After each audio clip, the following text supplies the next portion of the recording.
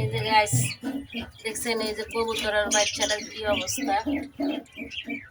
বাচ্চারা আব্বা দুটা বাচ্চা হাত দিয়া,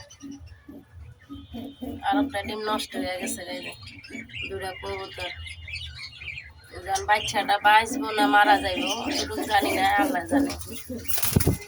দেখছেন, মারা বইও না, কিছুও না, খাওয়ায়ও না। তো বাচ্চাটাই তো দেখছেন রক্ত লইয়া বড়া। এই যে লাভবাট পাখি ডিম লইয়া গেছে।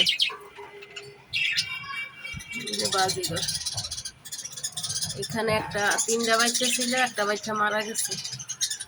এই যে দেখছেন,